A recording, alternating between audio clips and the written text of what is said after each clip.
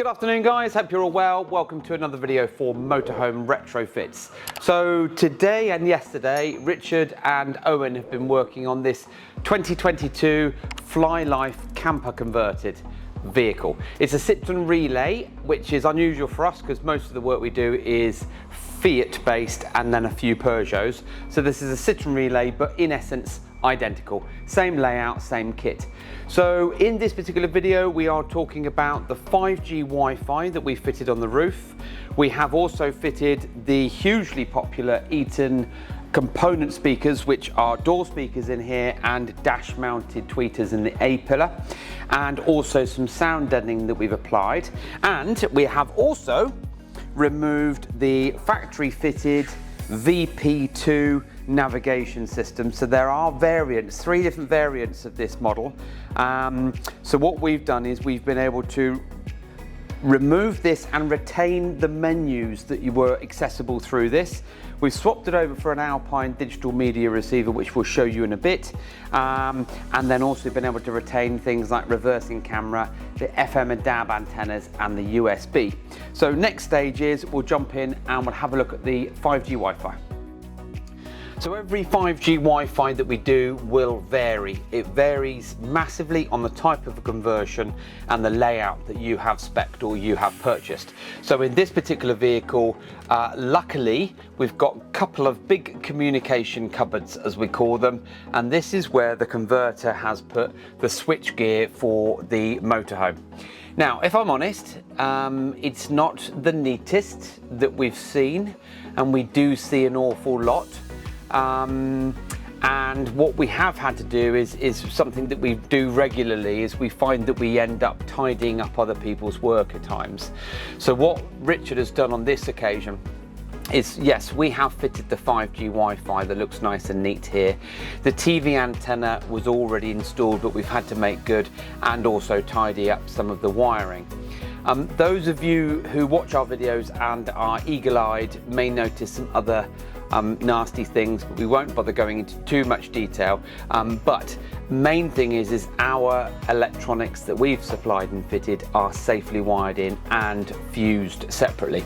So for me to get power up on here, normally you've got the little rocker switch at the bottom here, but you need to switch on this little power button here.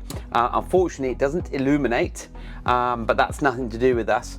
But as soon as you plug that power on, that then feeds power to the TV aerial, which we didn't fit, we've just tidied up, and also then the Wi-Fi system. So this is the Smart 5G Compact Pro. You've got an antenna on the roof. Antenna on the roof comes in here, so if I just hopefully the camera's going to behave itself, but on this particular installation, because of the way the cupboards meet with the roof of the van, there was no way that we could have got this antenna fitted in the cupboard.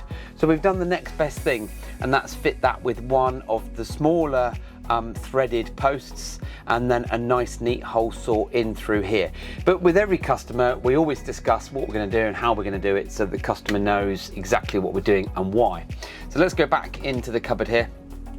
5G Wi-Fi, pop your SIM card in here from your chosen network provider, and it's all in this little communication area. So that's the done and dusted. It just means that whether you're in a campsite or off-grid, as long as you've got decent network signal for your provider, then that puts that problem to bed. This is also portable, so you can undo the unplug the charger, remove the 2 antennas, and then you could take this around with you.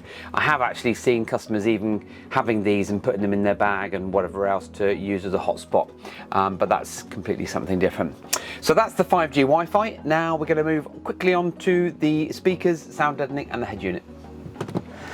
Now, every video that we tend to do seems to be featuring our triple audio system. Now, our triple audio package consists of sub and amp and speakers and sound deadening, but you can scale that back and just go for certain things. This customer, his priority was just upgrading the speakers in the door and the A-pillars tweeters, and that's because he wanted a bit more clarity. Now, we have obviously removed the factory head unit, which we'll talk about next. And of course the head unit that we fitted has then got an internal 50 watt Class D amplifier per channel.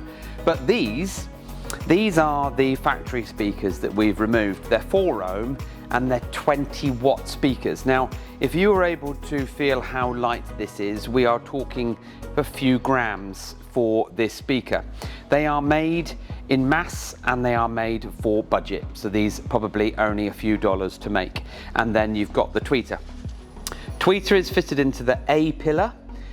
They fire into each other, which is fine as long as they are good enough quality, but unfortunately they're not. So what we do with the A pillar is we will remove and access the back of the A pillar, hot glue in the Eton component tweeters, and then fit the Eton German handmade speakers into the door panel, and then fit 2mm sound deadening over the top. The 2mm sound deadening is essential for you to get the best out of your speakers. It also helps tighten up everything else in the door because it's a motorhome. Everything vibrates, expands, contracts, everything else, and this is where we have to do sound deadening. So this already will provide a much better clarity for the customer, and then at a later date, if he wants to, he can also then add some bass with a subwoofer and inline amplifier and other such things. Right, join me in the front now. We'll talk about the Alpine ILX. Right, so sat in the front cab, as I said earlier, the Citroën Relay, Peugeot Boxer, Fiat Ducato, pretty much all the same. If I covered my hand over here, you wouldn't even know that we're in a Citroën, and even the factory head unit that we've taken out, which is the Fiat VP2, is identical, and so is the wiring. So we have retained the steering wheel controls using data, which is called CAN bus. We've removed the radio. We have supplied and fitted a gloss black aftermarket fascia. So I'm now going to put the ignition on, and when we put the ignition on like so, the Alpine will then boot up because it's now got power from the data. And this is the ILX 705. So the 705 is a 7-inch HD digital media receiver, wireless Apple CarPlay, but wired Android Auto. If you are an Android Auto Android user, don't be put off by that, because there are little plug-in dongly things that can allow you to make your Android connection wireless. But I think that sticking with Alpine as a brand is still a sensible thing, because we offer you 2 years of warranty for peace of mind, because we're an excellence dealer, and they integrate really, really well in the vehicle. So for instance, once we take out the factory radio, we have retained the FM antenna, we've retained the DAB antenna, we've retained the USB. Now the USB from factory is down inside the glove box.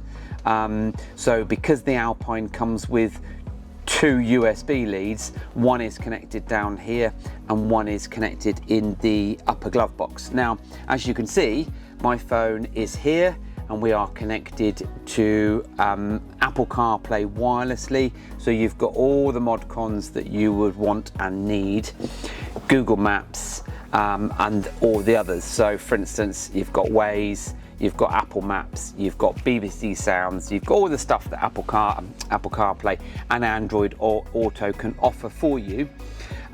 We've also been able to tap into the factory camera. So if I put the vehicle into reverse, that's the factory camera. Now, it's a shame because this is a 720p HD screen.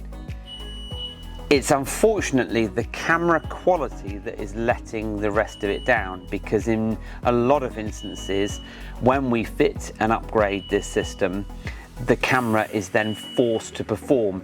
Unfortunately, on this occasion, the camera quality isn't particularly good, so therefore it lets it down. But I'm sure the customer, if he's bothered, at a later date can come and see us for a replacement single or dual lens camera, and that will sort that out. So let's just take it out of reverse.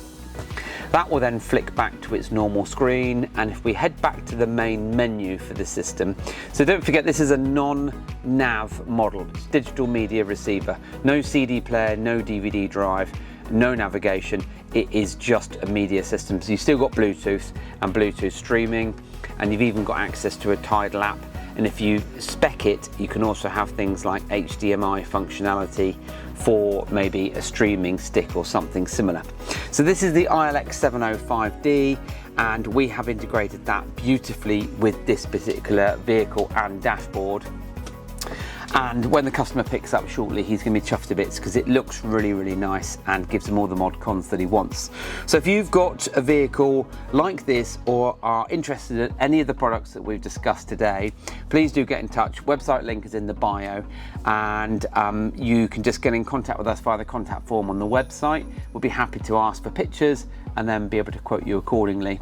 And as usual guys, thank you for watching.